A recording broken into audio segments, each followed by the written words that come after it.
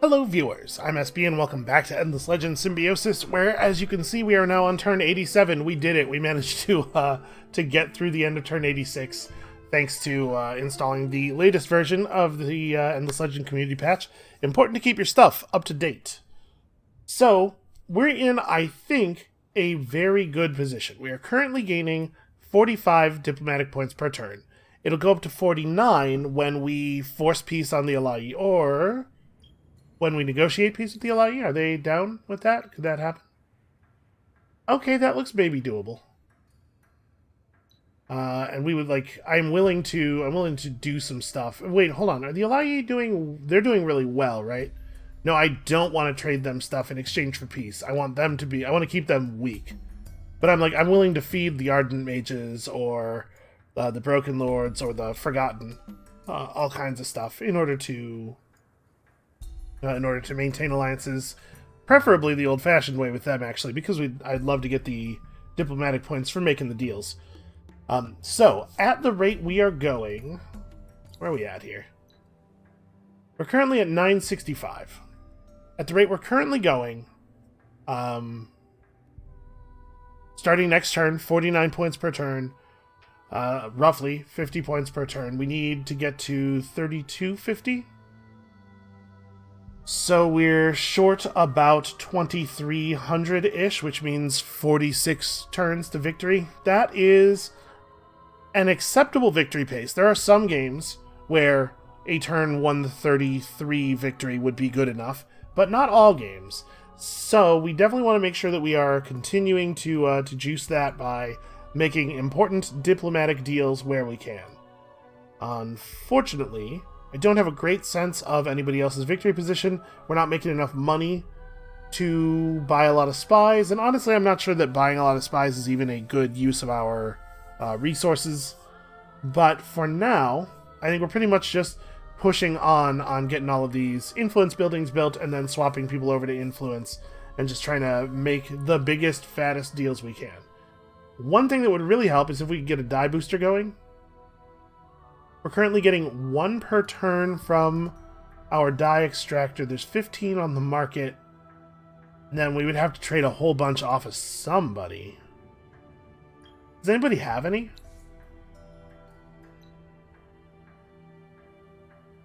This is a no. Okay, you have 12. That probably indicates that they have an actual extractor. 12 is not an amount I would expect them to get from a quest. Now, they could have gotten a bunch from quests and then sold some portion of them. That's possible. These guys have 4. Okay, it's looking like the Vaulters are going to be... Yeah, the Vaulters are the ones to trade with if we want to try to get that stuff. But I think it's probably more important to not spend any influence this turn, get to a place where we can force it with the Alai. The Plow Factory for improved dust alchemies. So improved dust alchemies would give us access to advanced extraction in the capital, which would mean 4 extra die per turn, which would actually put us above replacement rate, I believe. Right, because a booster costs 40, so we'd be able to boost die through the rest of the game. But I don't know that I want to give the Wildwalkers Plow Factory, because I think they're doing quite well. Right? Am I right about that? Yeah, and that's a tech that definitely makes you a lot more powerful. I'm going to refuse that. As much as I want to be out here making deals. Alright, you guys are getting in the water. You can head over there. So, I don't know that the AI is in a good position to stop us. They are potentially going to be able to win the game themselves. I don't mean that we will definitely win. But what I mean is that, first of all, I'm not sure if the AI is keeping track of how well we are doing on our victory condition, because it's not super obvious, right? Unless they have a spy in our empire, they can't look at us on the charts. They could deduce it by looking at everybody's diplomatic relationships and noticing that I am allied with everybody. But I don't know if the AI tries to suss out victory to that level. It may be that they don't do anything about it at all until the first victory notification for my number of diplomatic points comes up. When they do notice, however, I'll be allied with them, so they won't necessarily regard me as an enemy. And if they did, and they decided that they needed to stop me by declaring war on me, and then coming over here to attack me, that wouldn't accomplish anything, because there's no way they could do any damage before we just forced a truce on them. Although, I guess... Can you... Hold on. Can you force alliance out of a war? No, you have to be a Cold War or peace. So I suppose declaring war on me would actually help them a lot, in the sense that I would no longer be allied with them. We'd go down from 7 influence off of them per turn to 1 influence off of them per turn. Or diplomatic points rather than influence. So yeah, I suppose that would matter. That would be bad. But I think it's far more likely, if this doesn't work out, that it doesn't work out because one of them won a science or dust victory before we get to where we're going. So let's just try not to have that be the case, shall we? That's going to mean speeding ourselves up considerably, more than jumping in to try to step on them, I think. I think that's going to end up being the better plan. And if things work out the way we would like them to, unfortunately, it is going to mean that this will not be the most exciting ending to a game ever. It's going to be a lot of sitting around. Is this somebody... Yep, that's... Well, it was Pink dropping us back to Cold War, which is fine because they're the ones we're forcing an alliance on anyway, right? Except they made it more expensive, so we don't get to do it this turn. You monsters.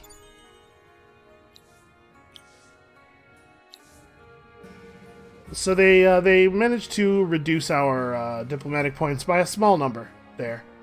We probably want to... Oh, you know what? Inspirational Leader does not give you influence.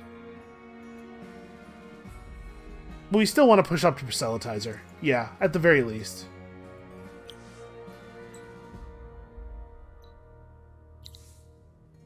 Okay, so here we've constructed a nursery...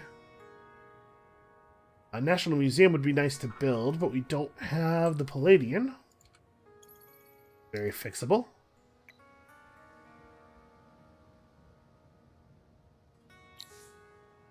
Okay, so you guys are all doing the very, very important things that you need to be doing. Go and have a look at those ruins over there. It's possible that microing all these units around to check ruins is not even worth the time. Get this guy back up to Haddow and throw him in the garrison to buff up our cultist. Okay. Yeah, if things go the way that would be best for us, this is going to go like very quietly and smoothly. It's just going to be us pressing end turn a bunch of times. There's a reason that I don't often do diplomatic victories, but I figure it's a good idea to do one in each series, just so, you know, newish viewers can see all of the victory types demonstrated. You kind of get a good idea of them. I think that the diplomatic victory is powerful, sometimes very easy to achieve. Doesn't always work out the way you would like, but I think it's a lot less interactive with the rest of the game systems than the other victory types. It's not as bad as, say, like the religious victory in Civ. Oh, yeah, totally forgot that we were doing that, but we sure do have 640 dust. And then they want me to come back to this ruin and inspect it, which I suppose I will do.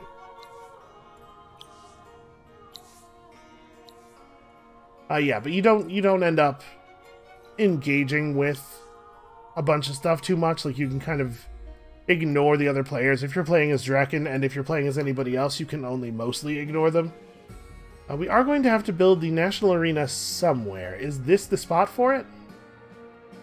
I suppose the place where it makes the most sense would be the city with the highest population. It's probably actually Haddow, isn't it? Or I was thinking Haddow was where Ozek was. Ozek's in Gulji. Haddow is 10 plus 6, while the capital is a mere 12 plus 1. Capital's the only city that's fervent, which probably ought to get changed if we can figure out how to do that. I mean, just a couple of resource boosters running would do the job. So...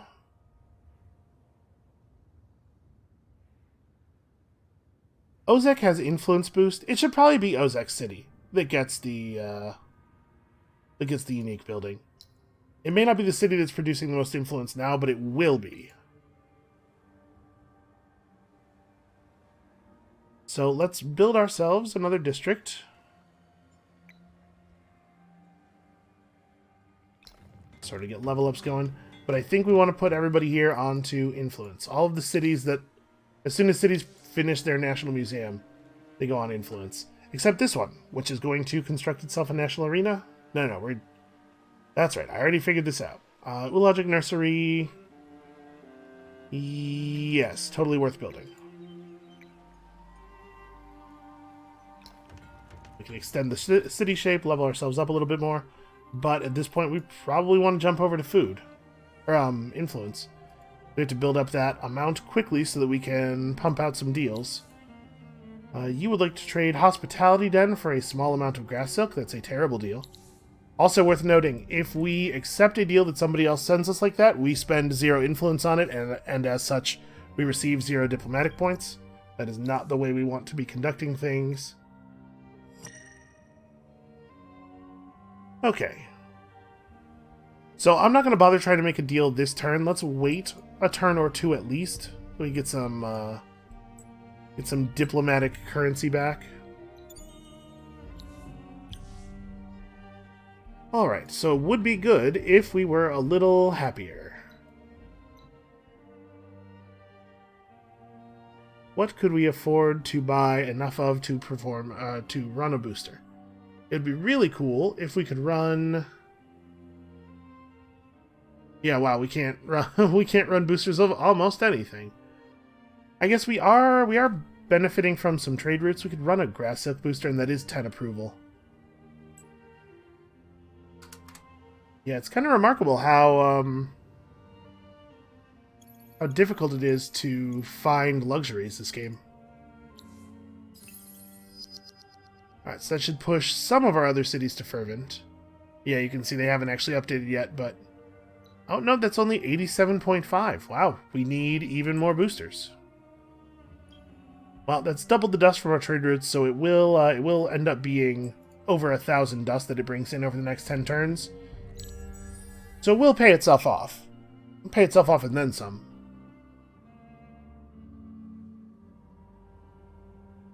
We have our advanced extractor tech, so we can get these dust orchid deposits going. That'll be helpful.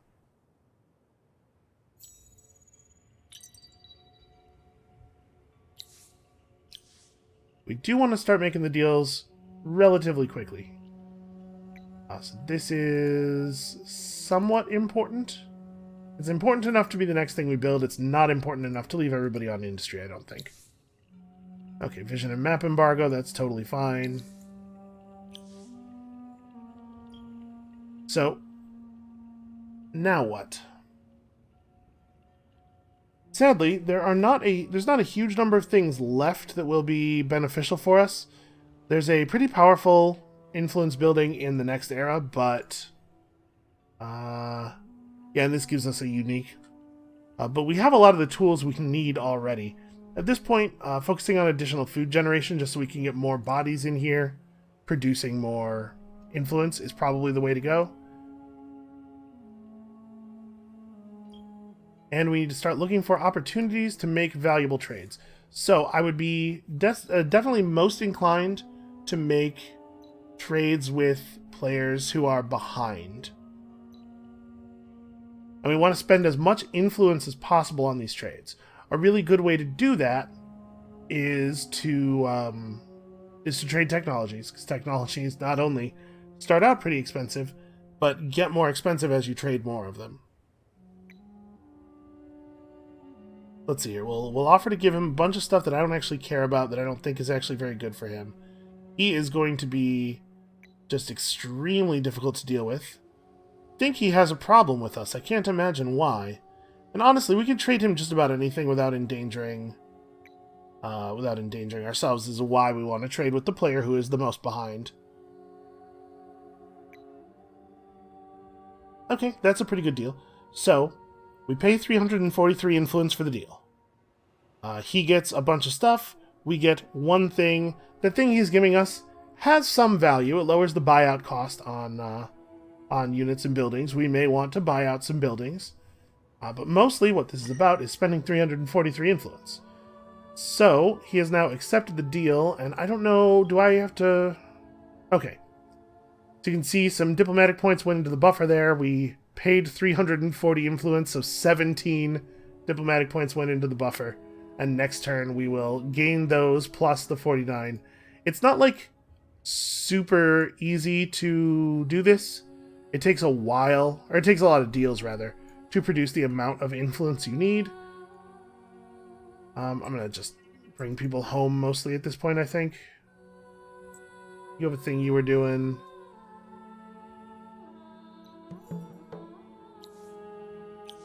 We got 25 hydromiel. Is there at least 15? There's not. Man, there's like nothing on the market.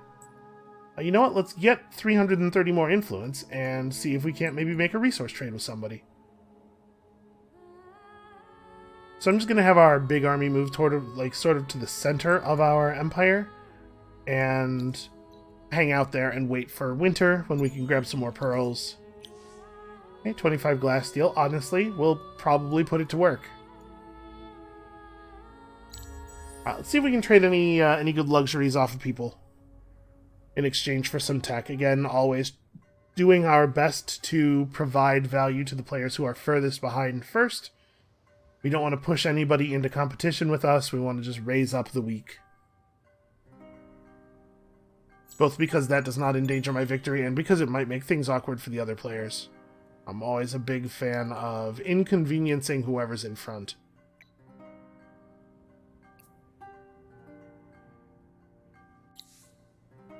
And down here in Slick, we also want to move over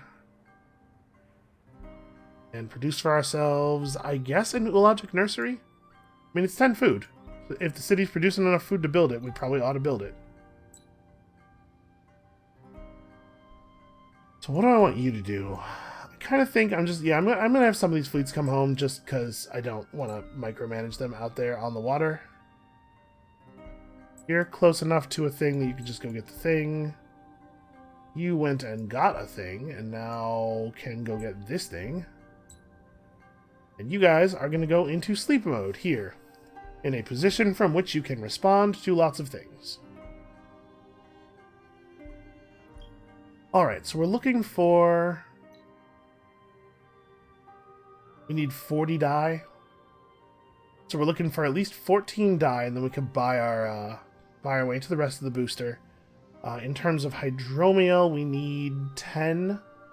Titan bones, we need almost none. Actually, we're very close to just being able to run a Titan bone booster. Let's see if we can make any deals for any of those things. Okay, they have a ton of Titan bones. Those would be useful. What would it cost to get me 2 of your Titan bones? They would take the hydromiel, all of it. How many pearls are we talking about here? 10? Kind of think the pearls might be too valuable to part with.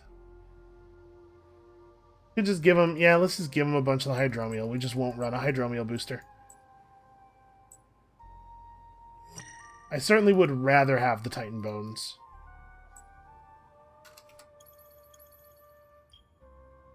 Okay, so we'll fire that off. That'll push us up to Fervent. Not quite Fervent everywhere, but Fervent enough in the places that matter. And then it is still the case that we are looking for dye. Who was it that had all the dye? Oh, you have quite a lot, actually. So I need 14 of that. We're going to have to provide them with a technology. They were getting pushed pretty hard by green. You know what? It probably doesn't hurt us to give them Hospitality Den. And then we could take a little something extra from them.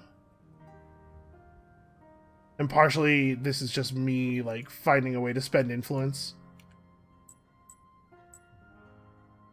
Okay, 75. That's like, that's almost 4 additional diplomatic points. Oh, they refused. They decided that they don't, in fact, like the deal that they told me they like. Well, alright, how about just the tech for the die? No, also not that. Okay, well apparently their diplomacy indicator is broken, which is going to make it very tedious to deal with them through trial and error. You only have 8 die, which is not enough for the deal. The die might have to wait another turn or two. Yeah, okay.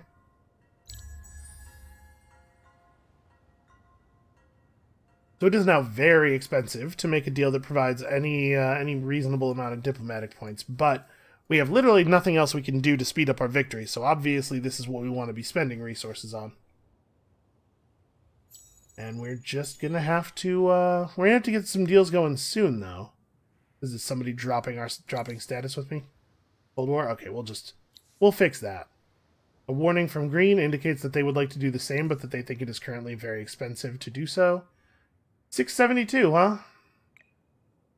Any chance of a negotiable alliance? Because again, like, it's to our benefit to trade them a lot of tech, especially, like I said, a player who we don't think is a threat to us. Okay, hold on. So this is going to be a little annoying. We just had to find out which techs we're offering them that they like the most. They like Advanced Harvester and Alchemy Workshop both quite a bit. Imperial coinage actually valuable to them? Yes, actually, they like it quite a bit. Okay, so like this would be a good deal to make. A fair trade for all of this influence. This is like a real amount of diplomatic points. So let's not force alliance with them. Let's just wait until that comes up.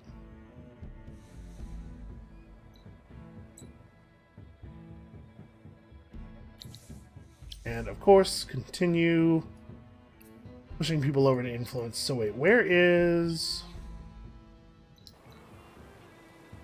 Okay, Gulji is where we wanted to build this thing. Here, it probably makes some sense for us to just go back to influence or industry for a moment. So 2 turns of influence generation from now, we will be at a point where we can make this deal. And here we have the ability to level up a district, so we probably ought to just go for it. And I guess the die is just gonna have to keep waiting. Like, it feels bad, but the only person who has enough die for it to like even register on our radar is just not willing to tell me what they want for it, which complicates matters considerably. Red was showing some dies, right? Wow, they really don't want to trade for those. Alright, I guess let's wait the 2 turns and see if they come around at all. We won't need to trade quite so much off of them either. Also, having bought a bunch of die off the market means that the sell price for die will be increased, and so they may try to take advantage of that. Might be able to get them to load the market up. Definitely want to just put down here.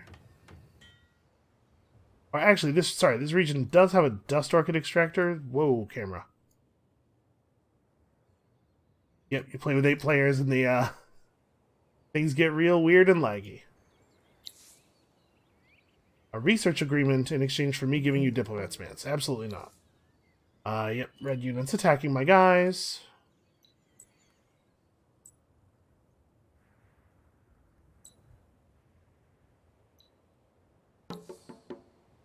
Okay, yes, we did not do that thing because I don't have any interest in a palliative prow, and also I don't really have access to wine. Probably get the Hyperium extractor up because it is important to... Oh, you don't even have a museum. Hold on. That's got to get fixed. Wow, that's an expensive research. Or a resource, rather. Okay.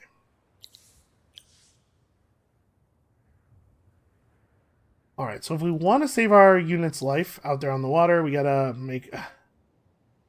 And of course, over time, they decide that they like me less and less.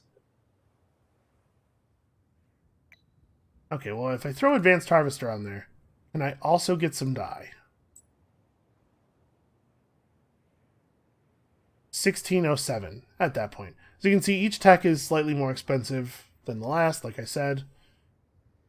1607 is high. But as it is right now, we will not quite hit it. It was 1607.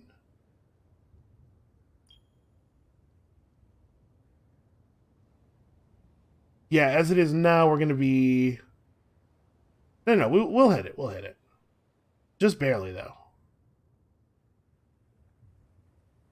Alright, well, I'm going to try to execute that order as quickly as I can upon start of the move here.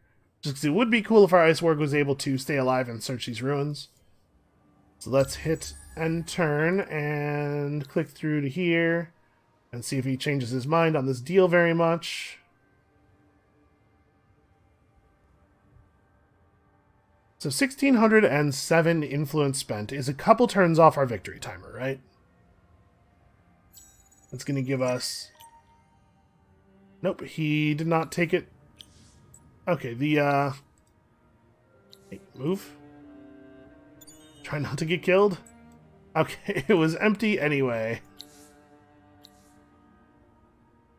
So you're in charge of this army. I mean, this almost certainly doesn't matter. Dust production returns to normal, which is great for us.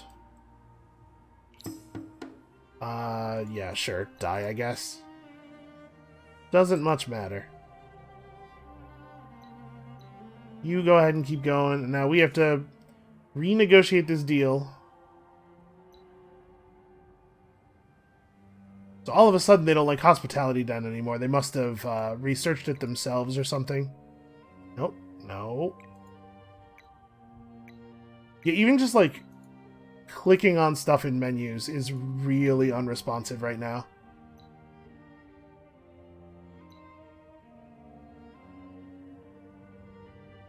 Okay, if I give them public granary and reduce the amount of dye I'm getting from them. Your offer of an alliance reeks of opportunism. Alright, fine. Don't mistake it for an offer. Alright, and now I guess let's see if we can get those dyes off of them in exchange for anything at all. Because I don't, like I said, I don't feel bad about giving these guys a whole lot of stuff.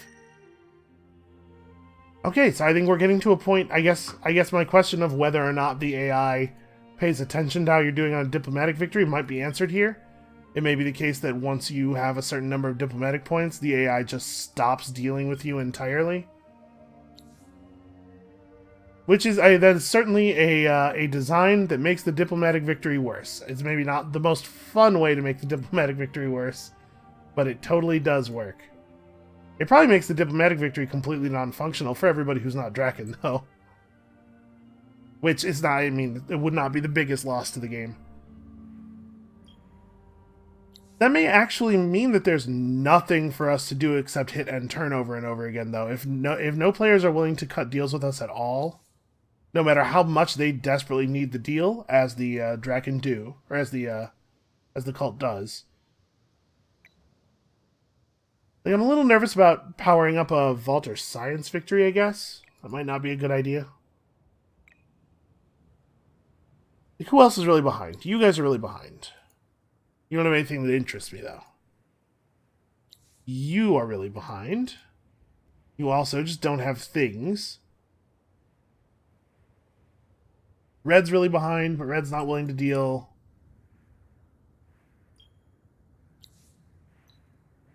The Ardent Mages are behind, but they don't have the stuff I want. They do have just a huge amount of grass silk. Like, wow, really, a lot. Way too much. Well, in one sense, I don't really want to wait 11 turns to be able to pop my die booster, but I suppose if the other players are wholly unwilling to make deals with us, maybe it doesn't matter. The amount of influence we're pulling in is not actually going to affect the length of the game by very much then.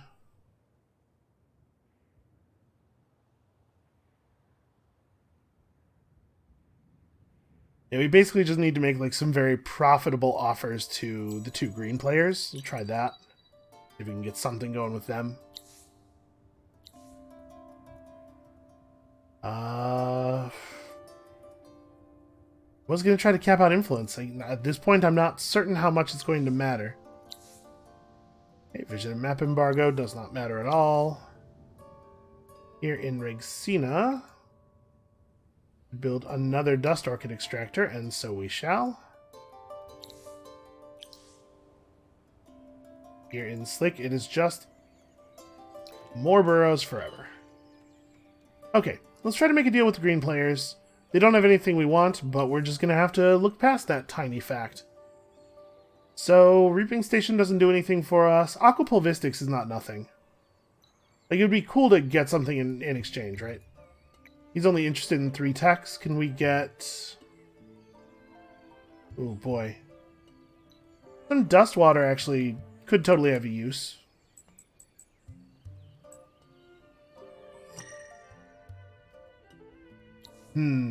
Out of curiosity. Okay, he will accept me giving him 3 techs. And that is worth some amount of victory points.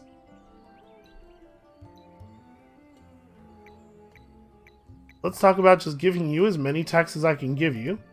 I would love to receive anything at all in return, but I suspect... Like here, let's try getting hydrology. Highway outposts would be cool. So this is still a deal that's so... He thinks is so good it's off the side of the chart here. Okay, he took that. So that was 1,000 influence spent, which translates neatly into 200... Sorry, not 200. 20 VPs. It's still something. Yeah, alright. Wait, no, not 20 VPs. 50 VPs. I got the 2 numbers right, and then I treated one of them as though it was the division factor, and the other one as though it was the actual value. Okay, so we're gaining a fair amount of diplomatic points per turn now. That was a lot of influence. We cannot safely do that with every player. Like I said, there are a number of players who are potentially in dangerous enough positions that we don't want to enable them like that. But we can certainly afford to do it with those guys, and also with red.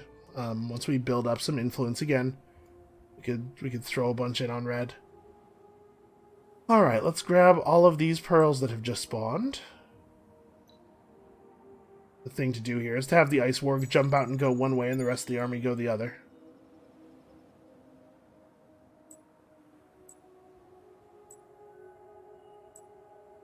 So where else do we see pearls? Over here.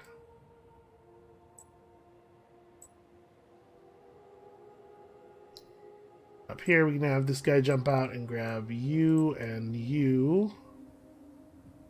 And you, I guess.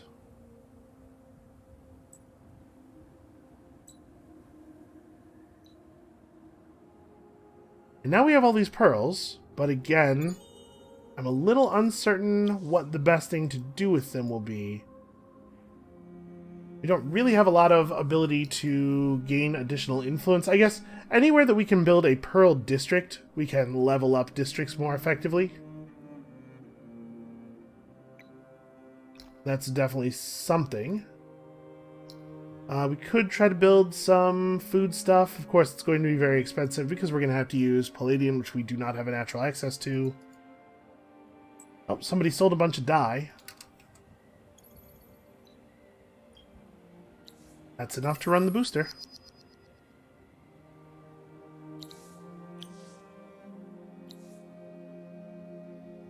Okay, so -1 resource on luxury extractors with +1 on strategic extractors with a maximum length of 16 turns. That's not great for us, but it's also not heartbreaking.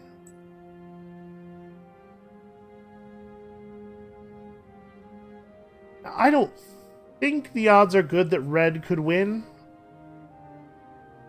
Debating whether I think it's a good idea to trade them a bunch of tax or even just give them a bunch of tax.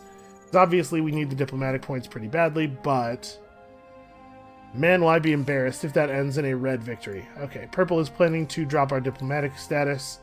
So the warning is a term that doesn't do anything by itself, but just decreases the cost of negative diplomatic treaties, such as dropping your diplomatic status with somebody to a lower level. It's not a big deal. We can just force alliance right back. So hey, Red. How would you feel about receiving technologies from me, your friend?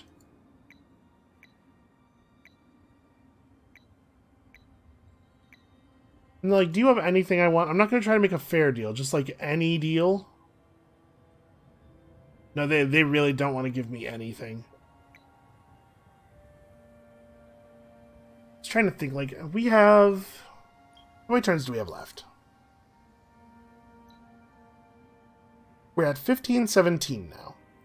So we still need 1700-ish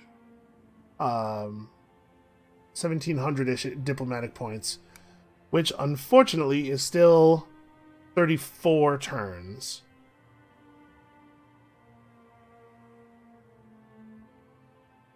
So it is totally possible for us to propel them into the final era and them to win the game off of tech research in fewer than 34 turns, I think. And see, yeah, I just really don't want to trade techs with you. We could do some resource trading. It's not going to produce nearly as much money, unfortunately.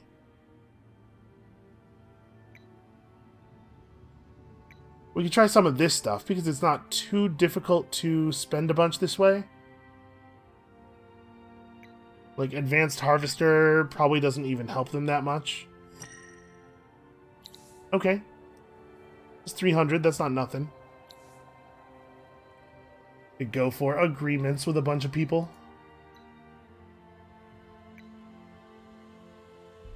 And then, like, do you have anything else that I would want?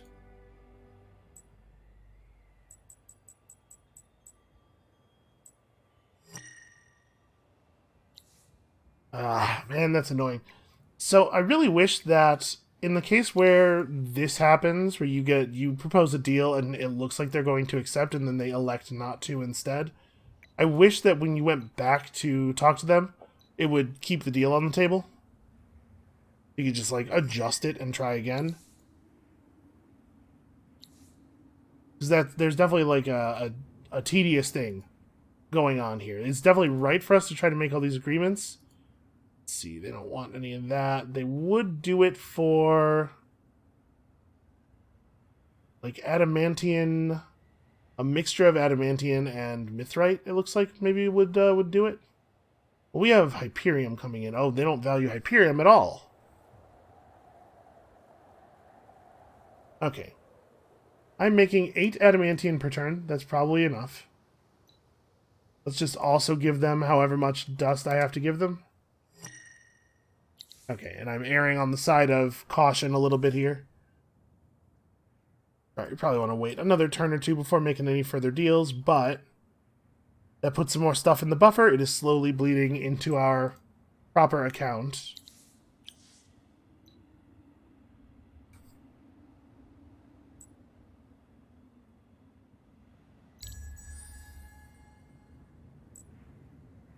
And yeah, unfortunately, it's just gonna kind of be this thing for the rest of the game. So I might do some of it off camera.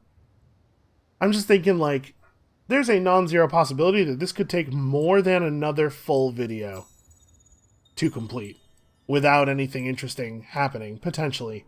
So I might just try to push through this a little bit off camera and then jump back in if something does happen, like if another player declares on us or anything, or just when we get near the end of it. Okay, so they pushed us back to peace. That is unacceptable to me. And remember, we're not getting any diplomatic points at all for this stuff because it is not it's not a contract, it's a declaration. Fortunately, we can afford to just keep them at the top level.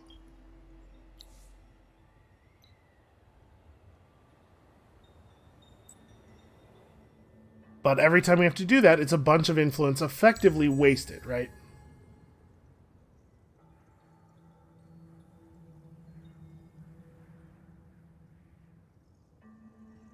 So with 1,000 influence, provided nobody else pulls us back down and forces us to spend our way back up, we could probably make another pretty good deal. Or rather, make another pretty good gift. Because the amount of influence that you pay to put a resource term on the table is not based on the quantity of that resource, you can definitely just sort of make it happen by giving one of every... Oh. Did I... Wait. Did I do that? Build a cargo dock in a continental region neighboring Charun. Where's Charun? Charun's not in a... Yeah, okay, so I, first of all, couldn't. And secondly, I don't have the cargo dock tech, and I definitely didn't build a cargo dock. Yeah, cargo dock right here. Didn't actually... Okay. Well, that's certainly interesting. Alright, so we threw up our first diplomatic victory notification. All the other players know what is up.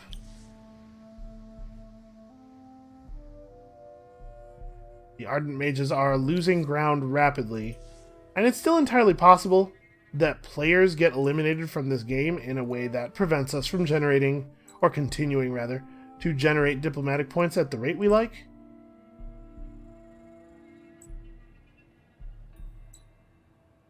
And that's a thing that could happen that we would have functionally no ability to stop from occurring. But nobody's been eliminated yet, despite the fact that there have been 2 factions on a single region for, at this point, quite a long time. So I am, I guess, hopeful, cautiously hopeful.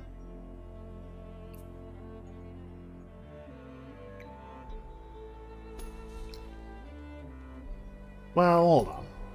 Probably the smarter thing to do is just start building burrows along this side, right? Because there's a lot of districts here that are all, like, just very, very close to being ready to level up. Alright, let's talk to Red. So I already gave you the deals.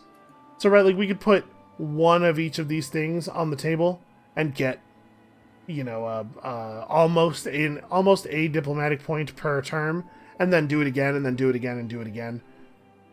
So, if we were going to just try to push hard from here to victory...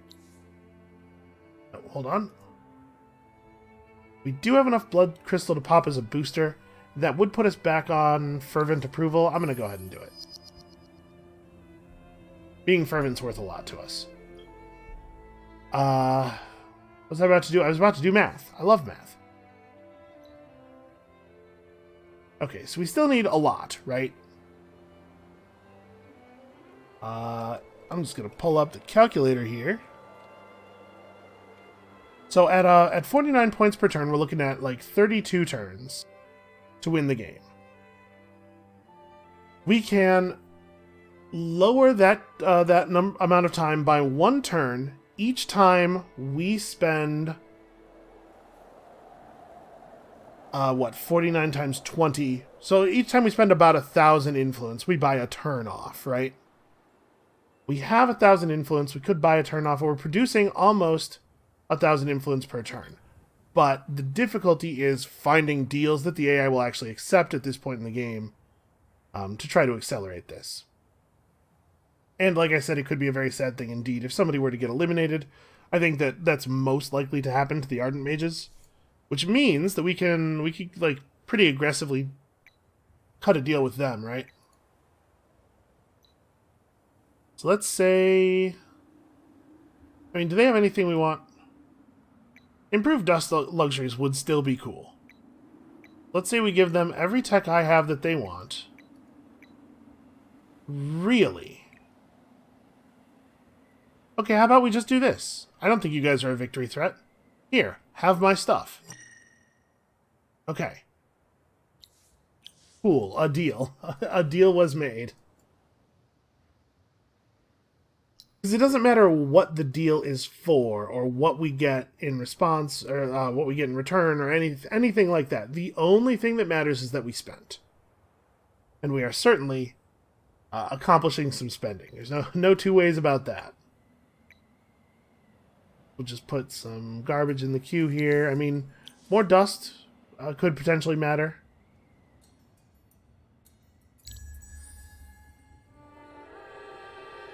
Alright, so we enter the final era. Sorry, the penultimate era.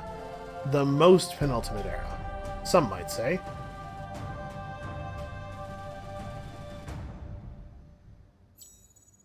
And at this point, like, a big limiter is how much human time I want to spend on this. Oh, I didn't bother to didn't even bother to look at what we might want from this. At this point, though, like, this is the only thing that matters, I guess.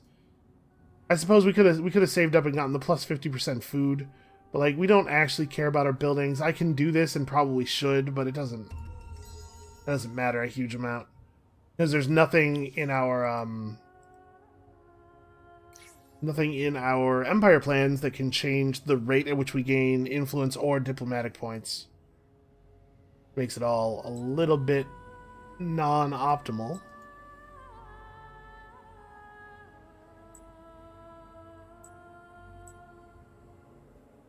Alright, we should probably merge these guys back up.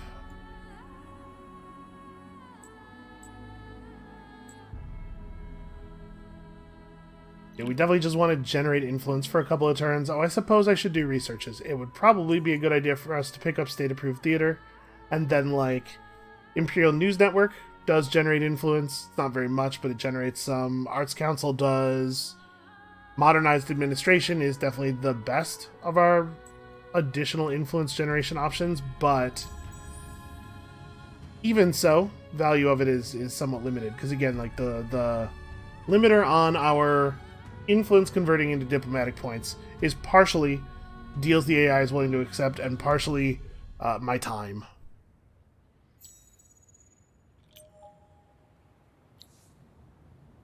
And I'm saying my time and not our time, not your time, because I really am thinking that I might take some of this off camera.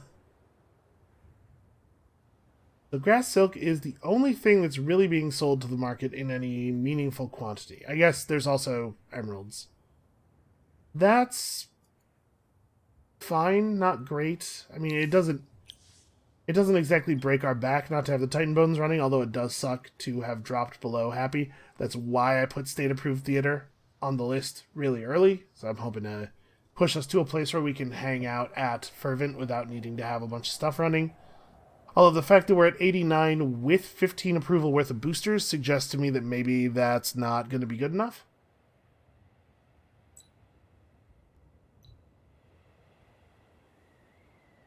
We're definitely going to merge our armies back up here.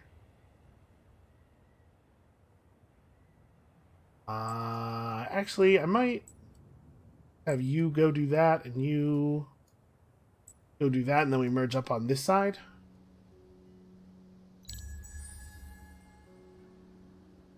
So we're still, like, we're on a reasonable victory pace, and it's hard to know exactly when the AI will win because a lot of it depends on how much they interfere with each other. We're not seeing a lot of resistance, I think, because the AI is looking at our victory as a victory opportunity for themselves, and in a very real way it is. It certainly will have everybody's name on the ending screen under our current conditions, which is kind of a funny thing. But it's possible, like, I don't know what somebody who wants to try to balance for the diplomatic victory could possibly do. Okay, obviously we'll just fix that real quick. Because you can certainly make it undoable. Right, that's not that difficult at all. It can be made very easily undoable for anybody who's not Draken, and only merely extremely unlikely for the Draken, by just making the AI refuse to trade with the player. But I don't know how you make it, like, consistently challenging and still interesting.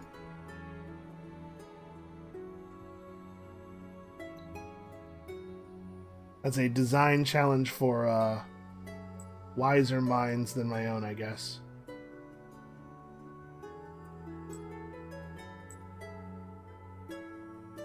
Oh, that ruin is actually, like, extremely inconveniently placed.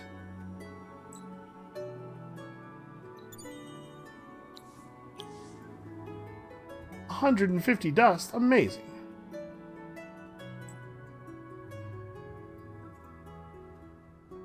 So we have 724. Let's pass the turn one more time, and then we'll try to make another big deal. So we're not really running into the problem of the buffer because we actually can't spend influence fast enough for that to be relevant. I don't know exactly how large the buffer is, or rather how large the per turn draw from the buffer is. Okay, plus 100% influence gains related to Alliance on Empire. Unfortunately, this makes no change to any of the stuff we actually care about.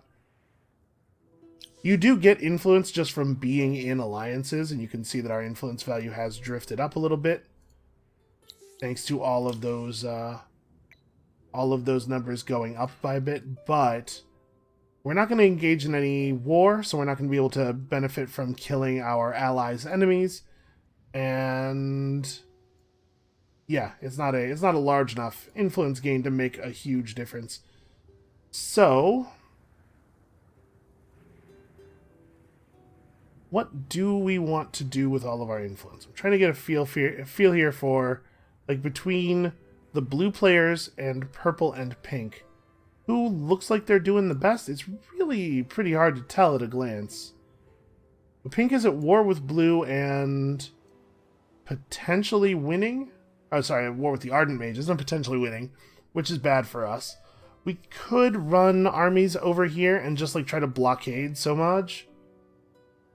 If pink can't attack us and we surround all of Somaj with armies, then pink just can't finish the Ardent Mages off. That's silly, but it might actually be worth doing because losing a player is such a significant problem for us. Out of curiosity, are the Forgotten at war with anybody? They are not. Somehow they're managing to hold on. And you guys also are not at war with anybody. I mean, there's a lot of friendship going on.